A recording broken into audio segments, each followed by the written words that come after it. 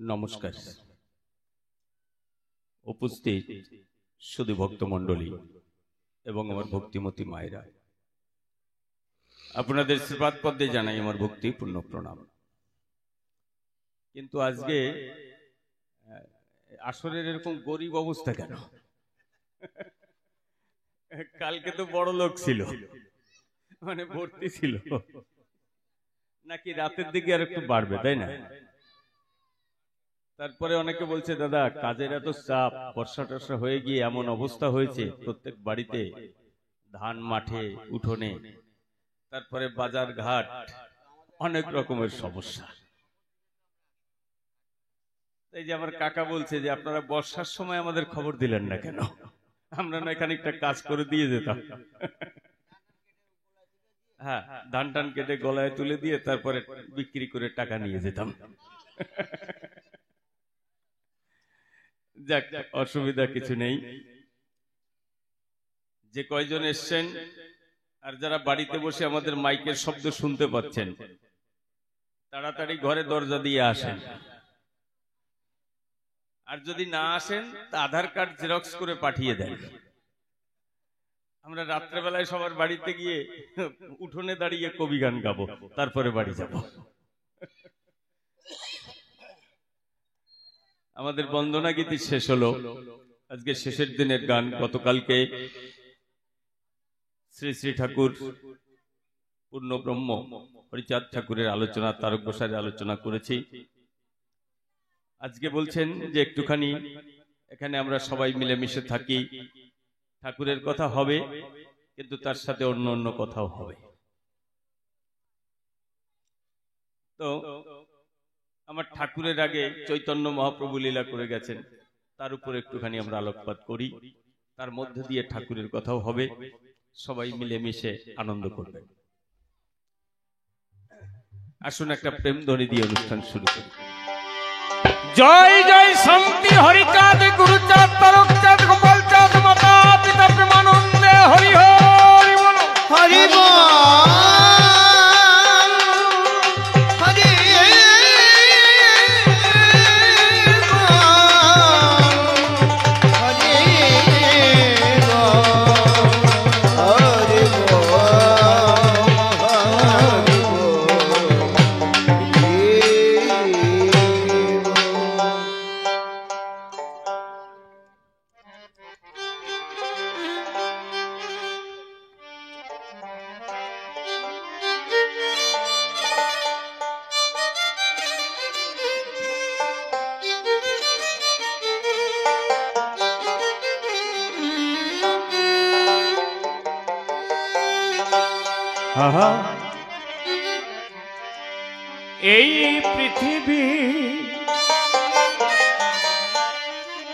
এই পৃথিবী যেমন আছে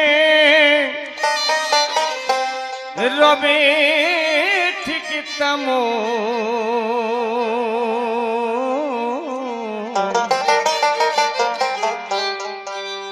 শুধু একা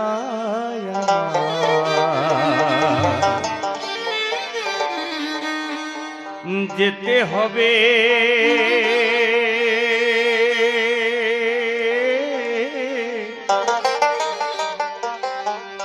বোঝে না তেমন। ওই আমার কান্না হাসি পড়ে রবে, আমার কান্না হাসি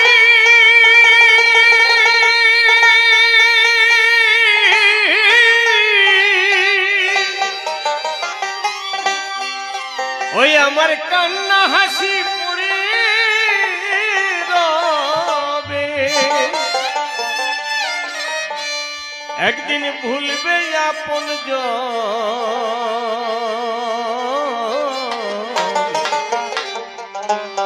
শুধু একা আমার যেতে হবে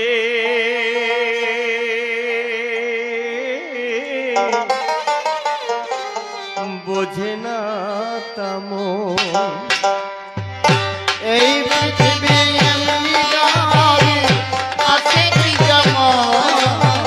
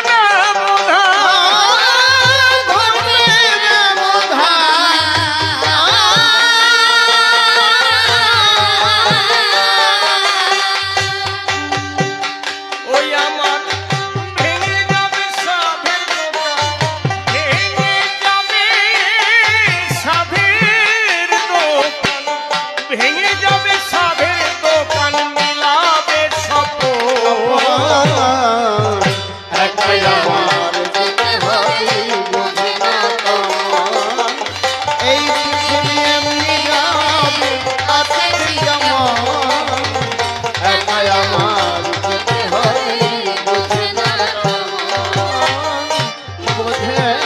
না তেমন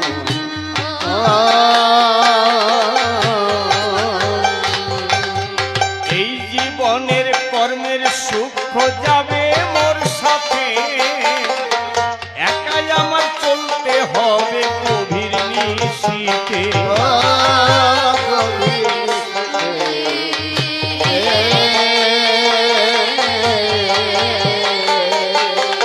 এই জীবনের কর্মের সুখ যাবে মোর সাথে একাই আমার চলতে হবে গভীর নিশীথে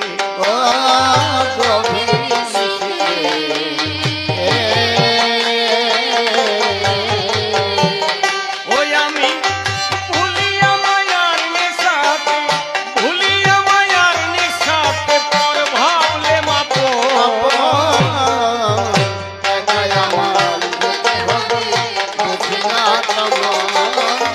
এই পৃথিবী এমনি যাবে আছে যেমন একাই আমার বোঝে না তেমন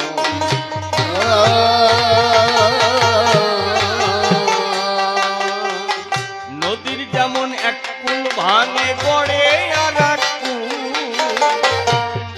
এই জীবন নদীর ভাঙন আছে গড়ার বেলায় গড়ার বেলায়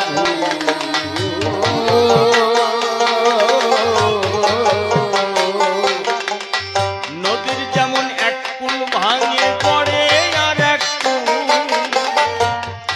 এই জীবন নদীর ভাঙন আছে গড়ার বেলায় গড়ার বেলায়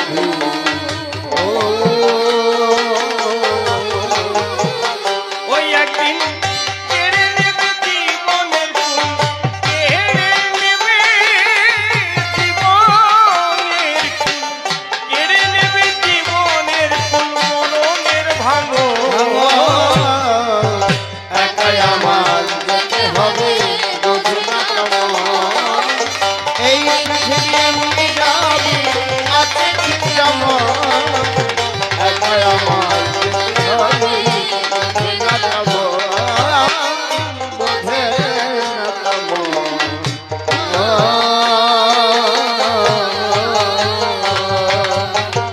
রসিক বলে বিশ্ব ভরে বিস্ময়ের খেলা এরই মাঝে ভাঙবে একদিন মিলনের মেলা মিলনের মেলা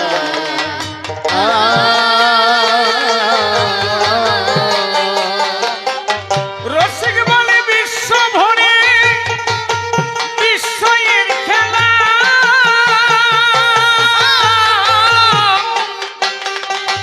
এরই মাঝে ভাঙবে একদিন মিলনের মেলা মিলনের মেলা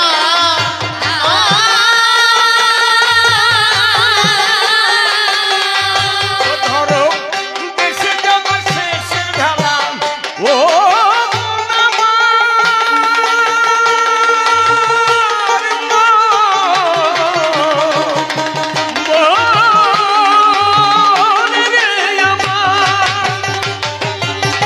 ও ধরো দেশে যাওয়া শেষের বেলা দেশে যাবার শেষের বেলা দেশে যাওয়া শেষের বেলা শ্রী গুরু চরণ একাই আমার যেতে হবে বোঝে না তেমন এই পৃথিবী এমনি যাবে আছে যেমন একাই আমার যেতে হবে বোঝে না তেমন বোঝে না তেমন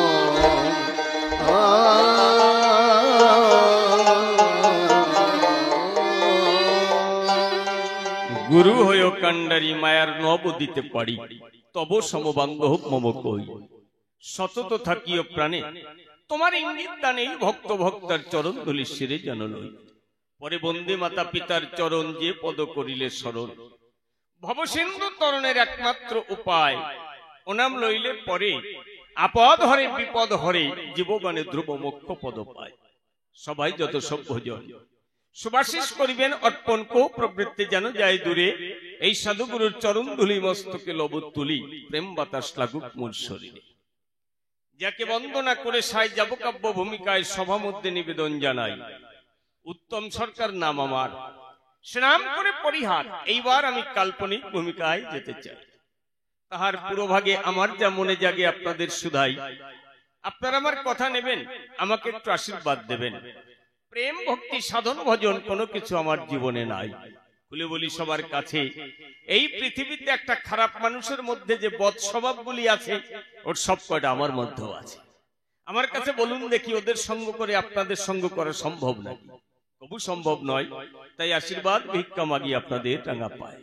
কথা নেবেন, আপনারা আশীর্বাদ দিয়ে আপনাদের মনের মতন তৈরি করে দেবেন।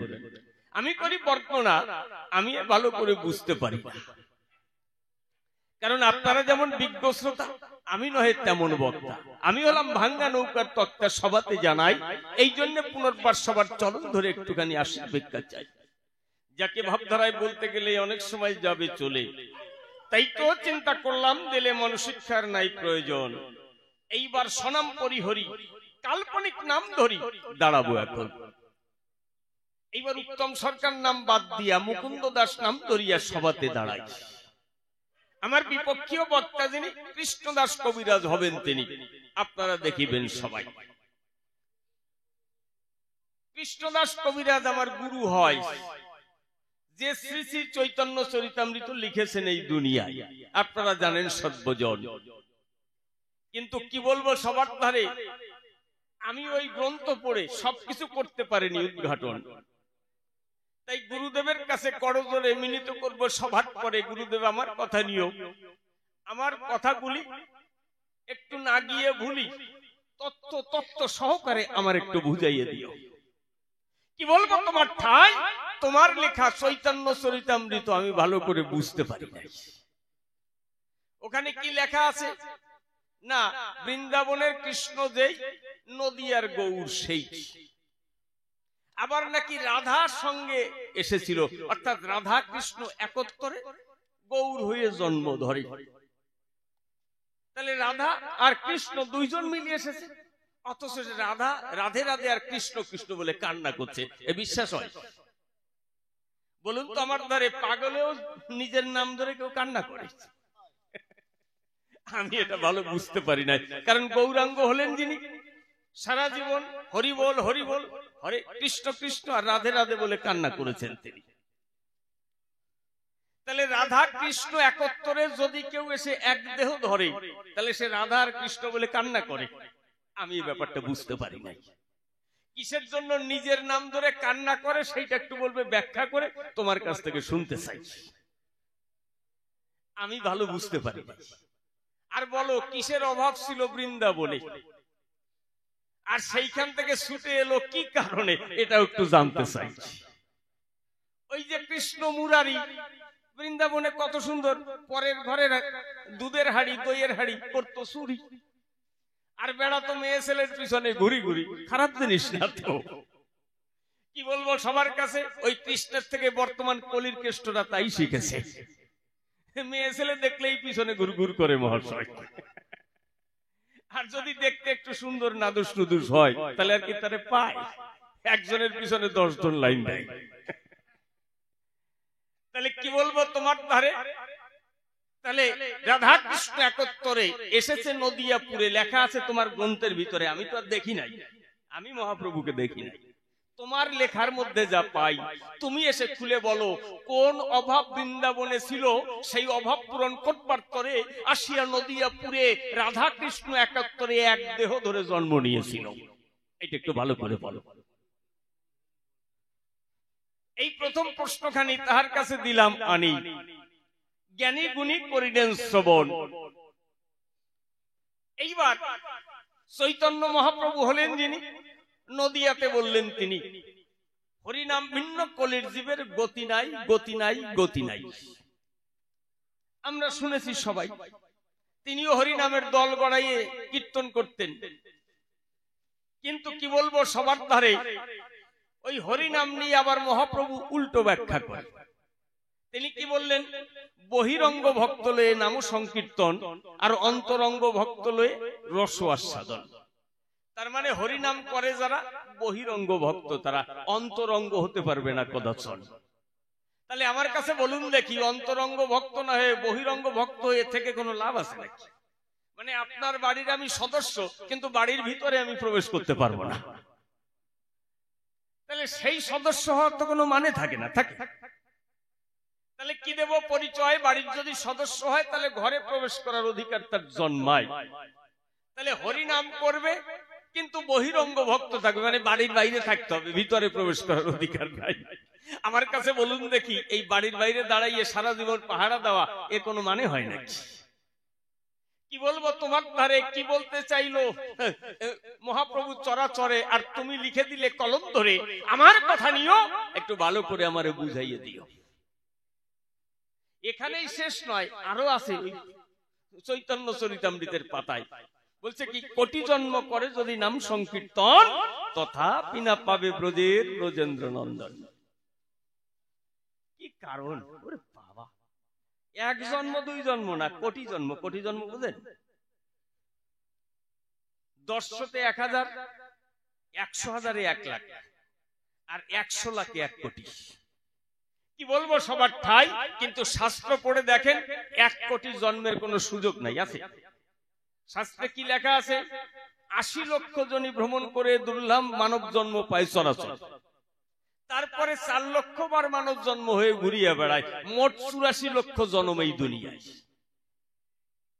একটুখানি দেখুন ভেবে, তাহলে 84 লক্ষের জন্মের উপরে নাই, তাহলে 1 কোটি জন্ম কোথা দিয়ে পাবে? মানে 16 লক্ষ জন্ম কি ধার করে নিয়ে আসবে?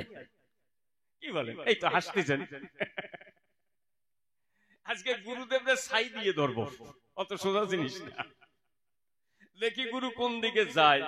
শাস্ত্রের মধ্যে একরকম লিখবে, আর এক রকম বলে বেড়াবে। এ কি চালাকি পেয়েছো নাকি দুনিয়ায়? গুরু বলে ছাড়বো না, বয়স হয়ে গেছে বলে মাফ করবো না।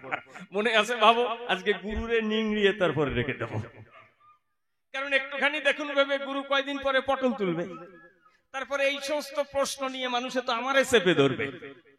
তা আমি তোর জবাব জানি না, কি করে বলবো তাদের ধারে? এই জন্য গুরুদেবের কাছ থেকে শিখে রাখবো, তারপরে যে যা বলবে তাই তারে বলে দেবো যে আমার কথা না, আমার গুরুদেবের কথা। তাহলে একবার বলছে হরিনাম ভিন্ন কলির জীবের গতি নাই। গতি মানে বোঝেন তো, মানে পথ, রাস্তা, সুযোগ সুবিধা, কোনো কিছু হরিনাম ভিন্ন নাই। আবার বলছে কি, বহিরঙ্গ ভক্ত লয়ে নাম সংকীর্তন, মানে তুমি বাইসে থাকবা কিন্তু তুমি বাড়ির মধ্যে যেতে পারবা না, বাড়ির বাইরে বাইরে করবা, মানে বহিরঙ্গ ভক্ত। আবার বলছে কি, কোটি জন্ম করে যদি নাম সংকীর্তন, তথাপি না পাবে ব্রজের ব্রজেন্দ্র নন্দন। আচ্ছা বলুন তো আমার ধারে, তাহলে এই বেগার খাটে কোনো লাভ আছে সংসারে? এই যারা দিন রাত, অনেকে আছে 3 লক্ষ বার নাম করে, কেউ মালায় জপ করে, কেউ আবার লাফাইয়ে লাফাইয়ে নাম করে। তাহলে এই বেগার খাটনি করে কোনো লাভ আছে? বেগার কারে কয়? যে খাটনি করে মাইনে না পাওয়া যায় তারে বেগার বলা হয়, তাই না? মজুরি পাওয়া যায় না, কাজ করলেন সারাদিন মজুরি পেলেন না, তারে বেগার খাটনি বলা হয়। এই যে আগে দাস প্রথা ছিল, দাস কিনে নিয়ে যেত না ভারতবর্ষে, কেন পৃথিবীতে সব জায়গায় দাস প্রথা ছিল। কি করতো?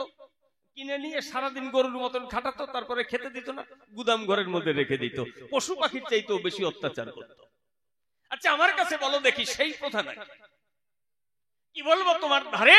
তাহলে কোটি জন্ম নাম করে যদি না পায় কৃষ্ণ নটবরে, তাহলে লাভ কি সেই নাম করে?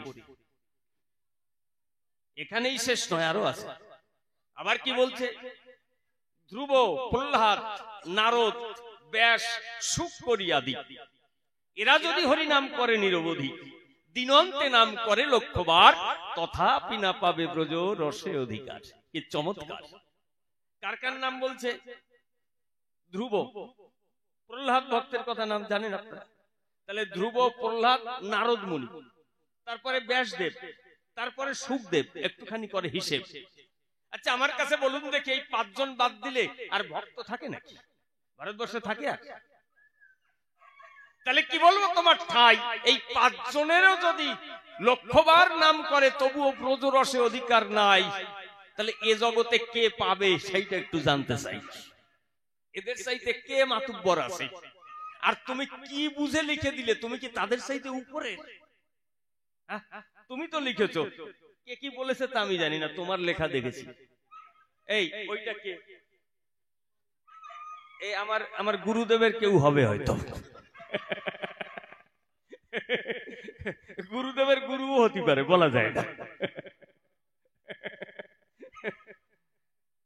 মানে আমি বলতেছি তো, এখন উনি এসে যাতে ডিস্টার্ব করা যায় সেই চেষ্টা করতেছে।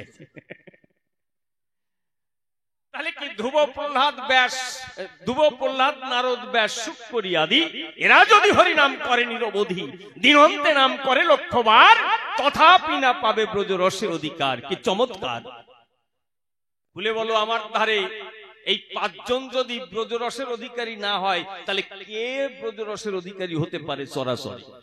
আমার কথা নিও, যদি কয় বাবার এক ছেলে না হও, পরিষ্কার করে জবাব দিও। কারণ কি বলবো, সবার ঠাই, এদের তো মা বাবার কোনো ঠিক ঠিকানা নাই। কোথায় জন্মেছে, কোথায় গিয়ে বড় হচ্ছে, কার ঘরে খাচ্ছে, কিছু জানে না। তাহলে আমার কথা নেবে, এটা একটু ভালো করে বুঝাইয়ে দেবে।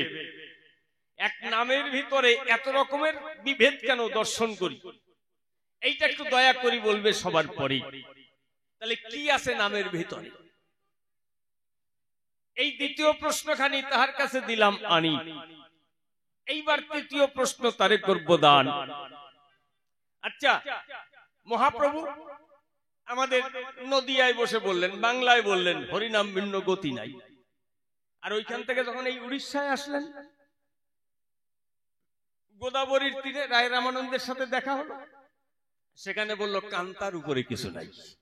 আমি তো অবাক হয়ে যাই, কলির জীবের হরিনাম ভিন্ন গতি নাই, তাহলে কলিকাল কি শুধু বাংলায়, উড়িষ্যায় নাই? কি বলে?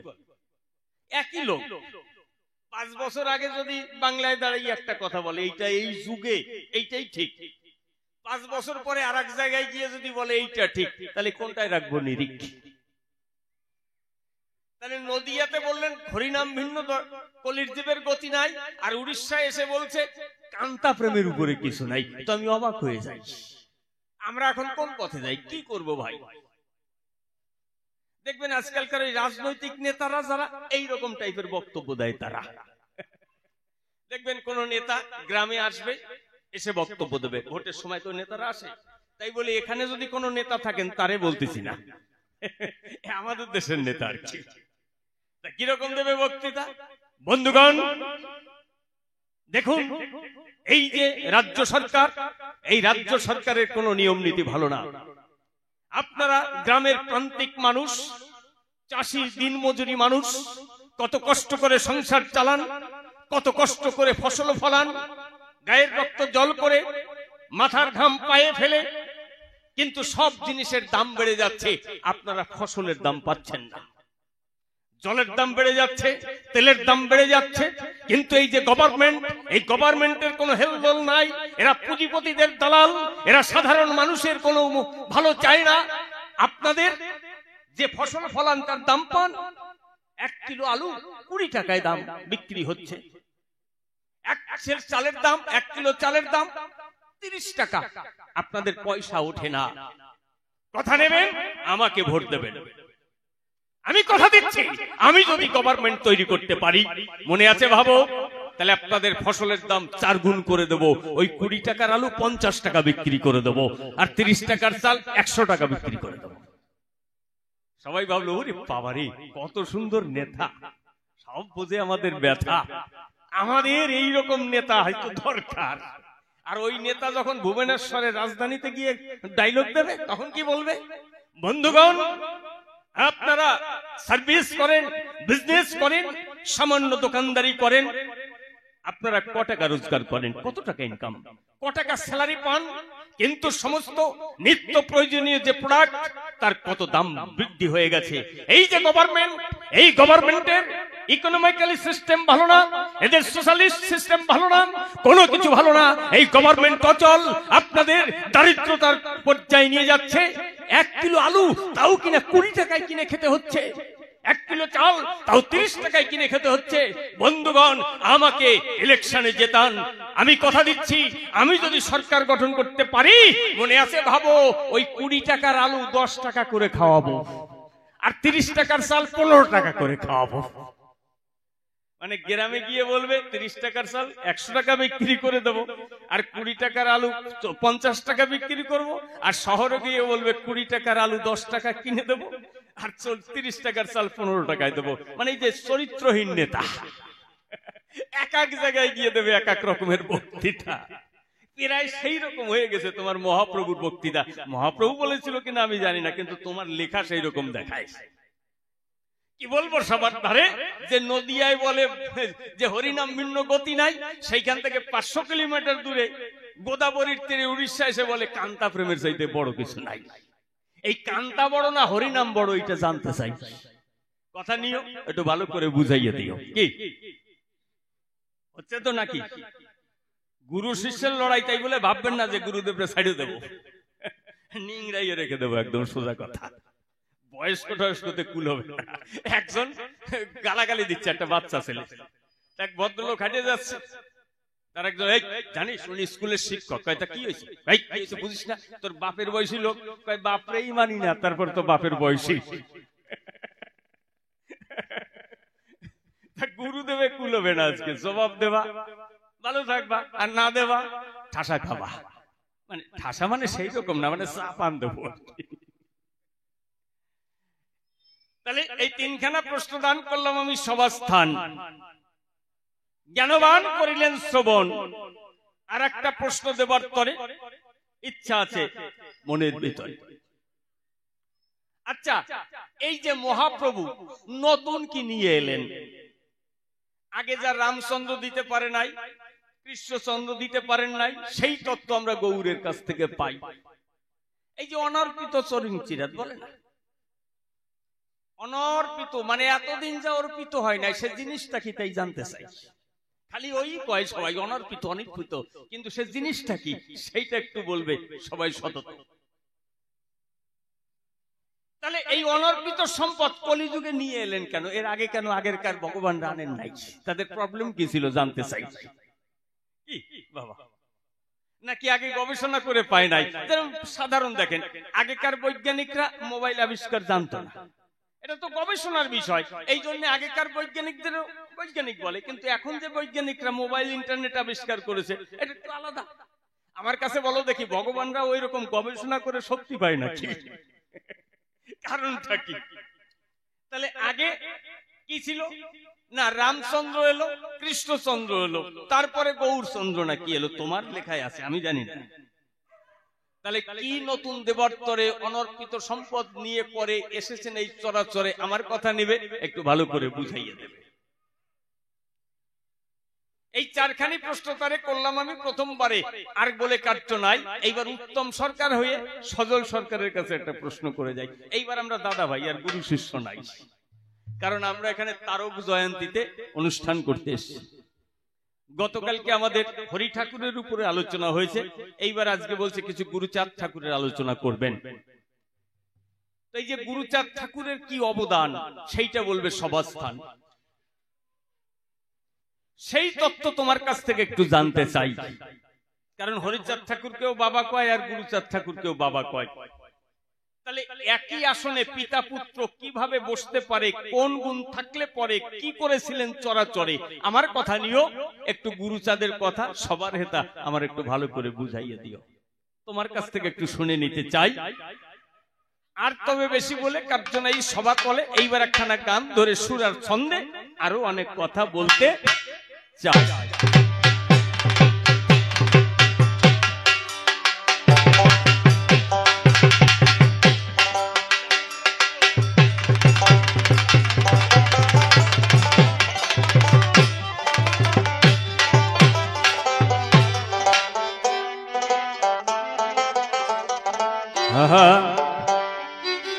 ও তুমি জানো না, ও তুমি জানো না রে প্রিয়,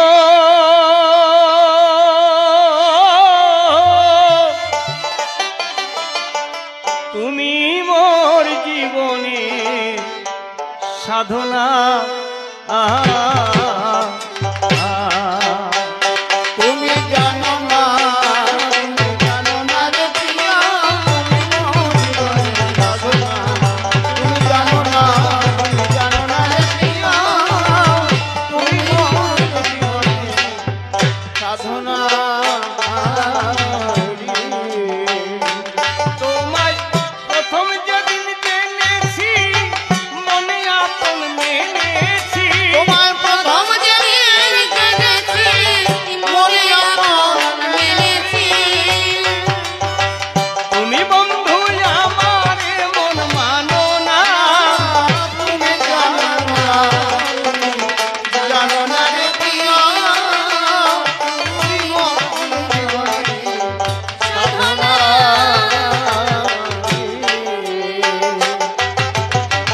ফাগুন দোল পূর্ণিমায় মৃদুল মিঠে মোহবায় ফুল বনে পুলকের আলপনা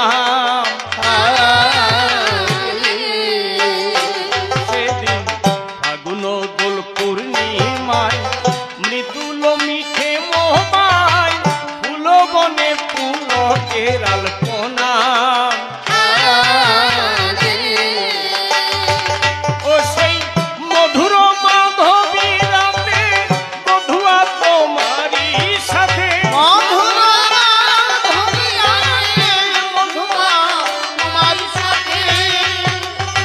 করে সিনু সে জামিনী যাপনা তুমি জানো না রে প্রিয়া তুমি জীবনে সাধনা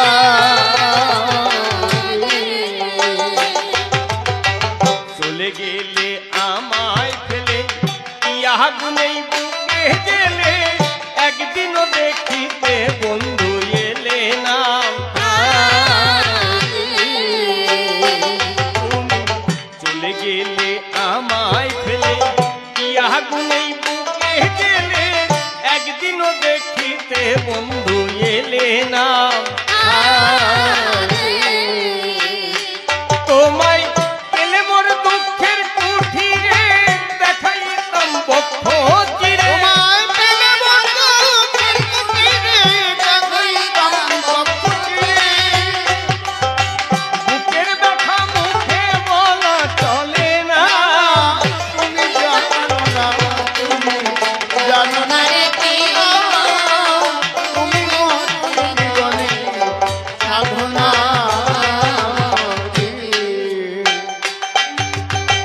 কষ্ট যোগে দাবান জ্বালিয়ে পোড়ায় বন জঙ্গল মন পোড়ানো আগুন বন্ধু তাহানা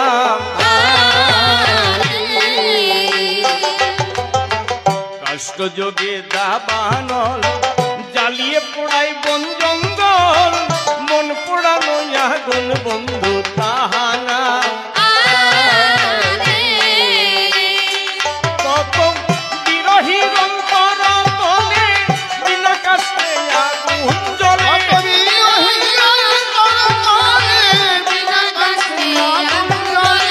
চলে গেলে চলে কি যাতনা তুমি জানো না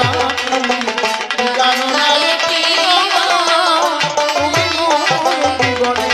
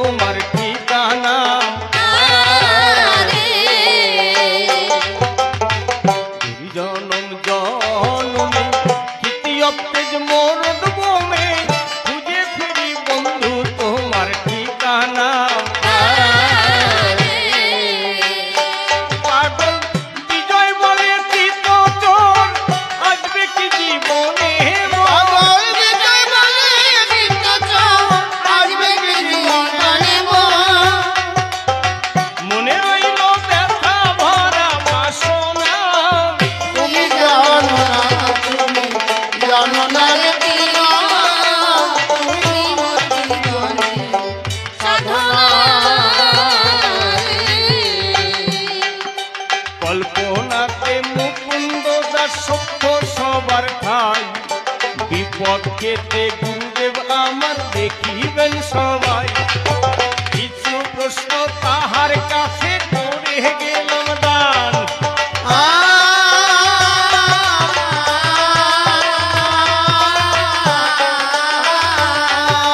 বসে বসে শ্রবণ করলেন ভক্ত সুমহান।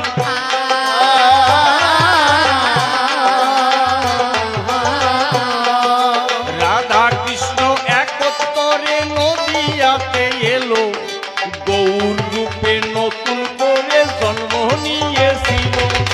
কি কারণে বৃন্দাবন থেকে নদিয়াতে যায়, কিসের অভাব ছিল একটু বলিবে আমায়।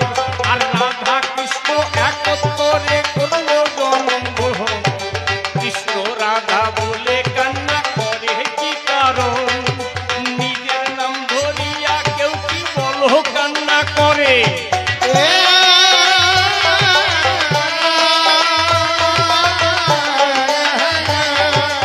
ইবাদত আছে বলো তাহারও ভিতরে,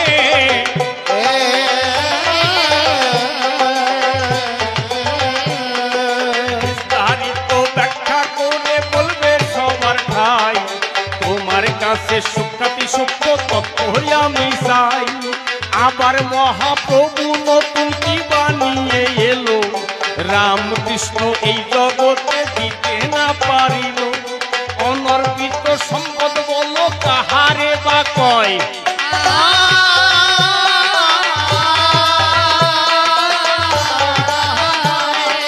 ভালোভাবে একটুখানি বলিবে আমায়।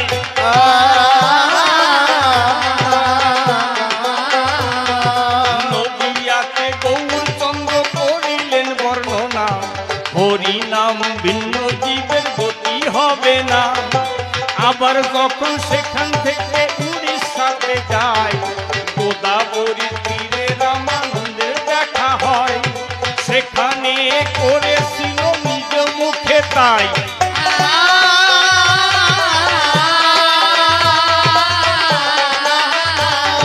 কান্তা প্রেমের উপরে আর কোনো সম্পদ নাই।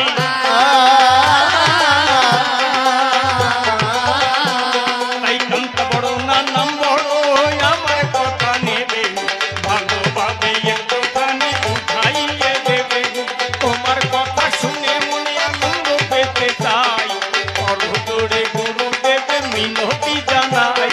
যে কয়েকটি প্রশ্ন তোমায় চলে গেলাম দান, ধরে ধরে সবার মধ্যে দেবে সমাধান। তোমার কথা শুনে মনে আনন্দ পেতে চাই, করজোড়ে পুনর্বারে মিনতি জানাই। এইবার বলটা বতিয়া মনে আছে ভাবো, সজল ভাইয়ের কাছে একটা জিজ্ঞাসা করিব। এইখানে তারক জয়ন্তী অনুষ্ঠানে হয়, মতুয়া ভক্ত সবাই যোগ্য শেখায় দেয়। এলাকার সকল মানুষ এই আয়োজন করে।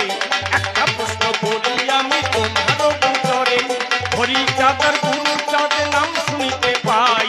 বাবা বলে দুইজনকে বলে যে সবাই, বাবা হলো কি কারণে আমার কথা নেবে? গুরুচাঁদের কথাই একটু বলিয়াতে যাবে। জাতির জন্য কারো অনেক কথা শুনতে পাই, তাহার সম কেহ নাকি এই জগতে নাই। পিতা কর্ম করেছিল বলে তোমার তারে, এই জন্যে গুরুচাঁদকে সবাই শ্রদ্ধা করে। অবদানের কথাই একটু বলবে সবার ঠাই, তোমার কাছে একটুখানি জেনে নিতে চাই। তবে তাহারে তোমারে বলবো না বলবো না, এইখানে ছেড়ে দেবো কাব্য আলোচনা। বহুভাবে বহু কথা বলতে গেলে পরে হয়তো বা প্রস্তুতি হয়ে যেতে পারে।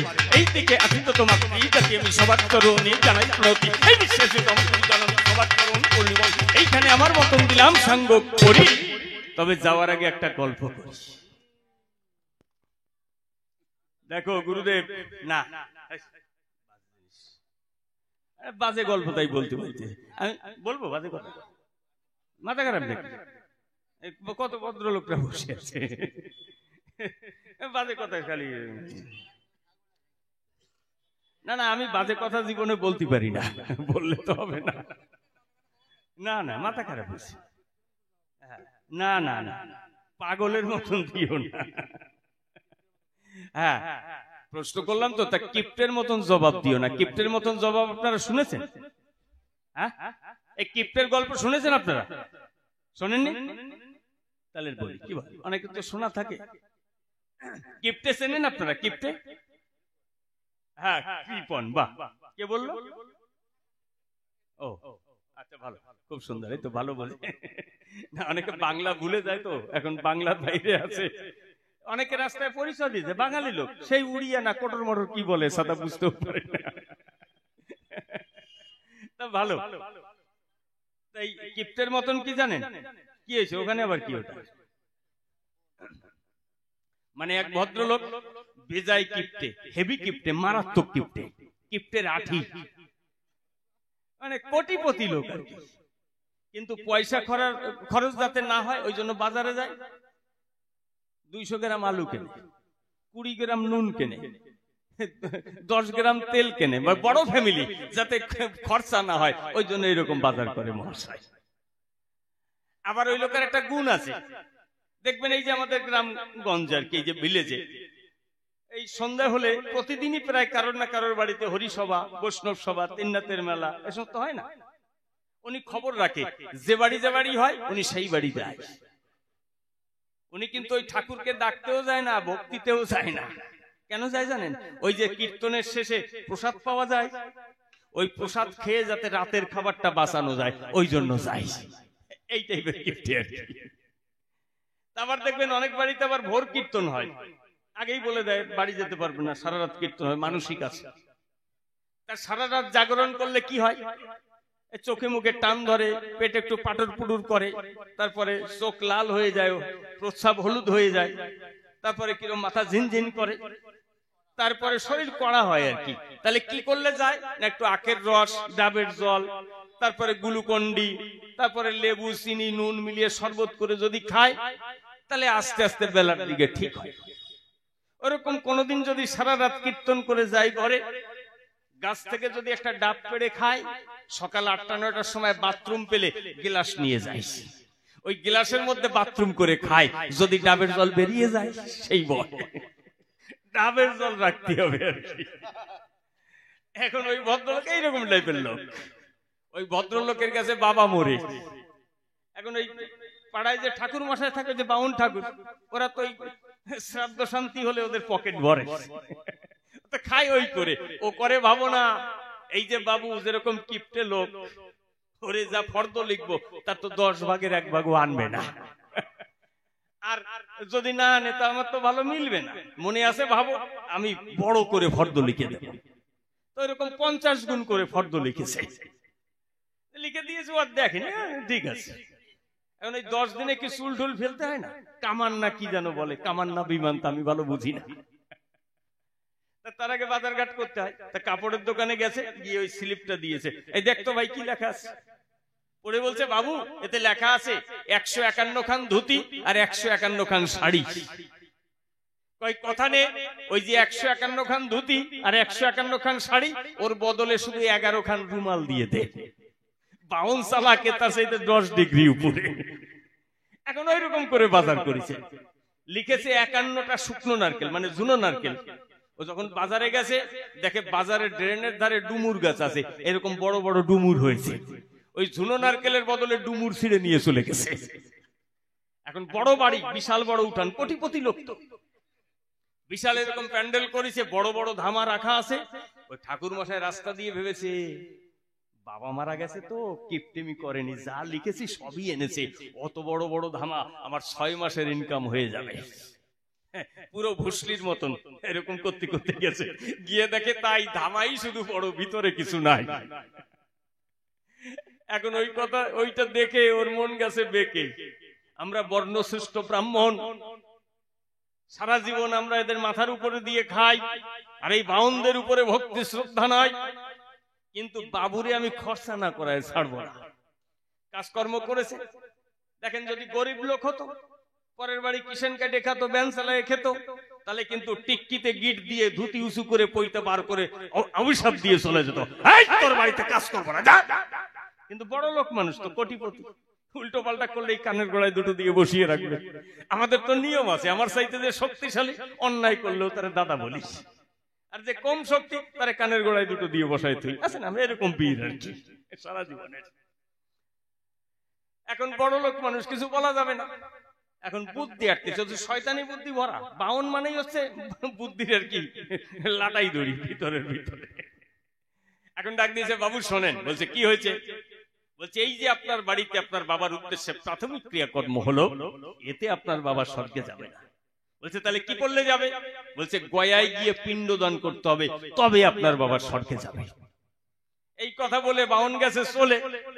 এখন ওই ভদ্রলোক করে ভাবনা, বাবারে তো স্বর্গে না পাঠালে হয় না, কারণ বাবার জন্য জন্ম হয়েছে, বাবার টাকা পয়সা পেয়ে কোটিপতি হয়েছে। এখন বাবাকে যদি স্বর্গে না পাঠাই, তাহলে বাবা তো ওই অর্ধেক রাস্তায় দাঁড়িয়ে থাকবে। 20 বছর পরে হোক আর 30 বছর পরে হোক, আমারও তো যাওয়া লাগবে। তখন ওই দুই বাপ বাটায় রাস্তায় বসে ঝগড়া হবে। ওর চাইতে কি বলবো, সবার পাশাপাশি বাবারে অন্তত স্বর্গে পাঠায় দিয়ে আসি।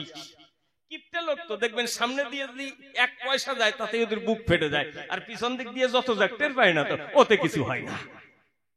এখন টাকা পয়সা জোগাড় করে বুকের উপরে পাষাণ চাপা দিয়ে গেছে গয়ায়। এখন গয়ায় যে পান্ডারা আছে 10-12 জন টানাটানি শুরু করেছে, বাবু আমার ঘরে আছেন, আমার ঘরে কম দাম কম পয়সা ভালো জিনিস ভালো পরিষেবা দেব। যার গায়ে জোর বেশি টেনে নিয়ে গেছে, একটা টুলের উপরে বসতে দিয়েছে। এখন বলছে, বাবু আপনার কি হেতু আগমন? বলছে আমার পিতৃবিয়োগ ঘটেছে। বলছো পিতার উদ্দেশ্যে পিণ্ডদান। আচ্ছা বাবু আপনি বলেন, আপনি কত টাকা দামের পিণ্ড দেবেন? বাবু বলতেছে, আগে তুমি বলো তোমার এখানে কত টাকা দামের পিণ্ড আছে? সবচেয়ে কম 51 টাকা, তারপরে 101 টাকা, 301 টাকা, 501 টাকা, 1101 টাকা, তারপরে 5001 টাকা, তারপরে 10,001 টাকা, 51,000, 1 লাখ, 2 লাখ, 5 লাখ পর্যন্ত আছে। বলেন আপনি কত টাকা দামের পিণ্ড দেবেন? বাবু করে বর্ণনা, হ্যাঁ রে বাবা, ওই যে 51 টাকা সবচেয়ে কম, ওর চাইতে কমে হয় না। পান্ডা চিন্তা করে হিয়ায়, এ কি করতে বাংলা থেকে এসেছে গয়ায়। 1 কিলো চালের দাম 50 টাকা, তার চাইতেও কম টাকা কয়। তবে বহনির খরিদ্দার তো ছেড়ে যাওয়া ঠিক নয়। এখন তো দোকানদার আর কাস্টমার, আর তো কিছু না, সবই তো ইনকাম, তাই না? টাকা দেবেন, ভালো ভালো গোসাইয়ের বেশ ভালোবাসা পাবেন। আপনি কোন গোসাই আসবে, এ বাবা তোরে আবার বলতেছি না, এত গোসাই ব্যবসা করা লোক। মোটা ভুড়িওয়ালা গোসাই আসবে, সে যখন ওই গিয়ে বসবে, আপনি 10 টাকা দিয়ে প্রণাম করবেন, গোসাই আকাশের দিকে তাকাইয়ে থাকবে, আশীর্বাদ করবে না। যেই 500 টাকার নোট দিয়ে প্রণাম করবেন, সেই দেখবেন চড়াইয়ে ধরবে, চুমু খাবে, ফোন নাম্বার নেবে, বাড়ির অ্যাড্রেস নেবে, বছরে 10 বার যাবে, ভালো মন্দ আড্ডে পিণ্ডে গিলবে, মোটা মোটা দক্ষিণা পাবে। তো টাকার উপরে সবকিছু, ভক্তির কোনো লক্ষণ নাই, ওর কোনো তো মূল্যও নাই। চরিত্রহীন, লম্পট, চুল্লুখোর, গাঁজাখোর, মদখোর হবে, মোটা টাকা গুরুদেবকে দক্ষিণা দেবে, ভালো শিষ্য হয়ে যাবে। এইরকম তো ব্যাপার। এখন ও করে ভাবনা, এই কাস্টমার ছেড়ে দেওয়া যাবে না, আমি ছেড়ে দিলে তার একজন ধরে নেবে। তা দেখি বাবুর কাছে জিজ্ঞেস করি, বাবু যদি 25 টাকাও কয়, তাহলে ওই 51 টাকারটা অর্ধেক করে দেওয়া যায়। এখন গিয়ে জিজ্ঞেস করছে, বাবু আপনি বলেন আপনি কত টাকা দামের পিণ্ড দেবেন? বাবু করে বর্ণনা, বাবারে 8 আনার একটা পিণ্ডি হয় না। যেই 8 আনার পিণ্ডির কথা বলেছে, সে পান্ডার মুন্ডু গরম হয়ে গেছে, হিতাহিত জ্ঞান ভুলে গেছে। ও একটা প্লাস্টিকের ঠোঙা বাবুর হাতে ধরাই দিছে, এই ঠোঙা নিয়ে বাড়ি চলে যাও। কেন ঠোঙা নিয়ে বাড়ি যাবো কেন? আমি এখানে পিণ্ড দেবো না। ওই আগে আপনি বলতেছে, এখন তুমি আমি বলতেছি, রাগের চোটে বাসে না মোটে। কয় না এখানে পিণ্ডি দেওয়া লাগবে না, বাড়িতে গিয়ে এই 8 আনার ফুল বেল পাতা ভরে ওই প্লাস্টিকের ঠোঙায় ঢুকাইয়ে দে তোর বাপের পোঙায়, আর পিণ্ডি দেওয়া লাগবে না। চরণ ধরে তোমায় আমি করে যাই মানা, এইরকম জবাব যেন মোটেও দিও না। তুমি আমার একটা কথা নিও, ভালোভাবে বিস্তারিত জবাব দিয়ে যেও, যেন তোমার কথা শুনে জনন যায়। এই জগতে সবাই যেন সঠিক পথে পায়, তবেই আর ভিন্ন কথা বলবো না। এখানে তো দেবো বলতো না, বহু কথা দেখলে পরে হয়তো হইতে পারে। এই যে চিন্তা মাতৃ জাতি আমি সবার চরণে কানের চরণ দিই, এই বিশ্বাস গুরুজন আমি সবার চরণ করি। এইখানে আমার মতন দিলাম সাঙ্গ করি, যার যার মাতা পিতা প্রেমানন্দে ভক্ত বৃন্দে একবার বলুন হরি হরি হরি বল, হরি বল। জয় তারক।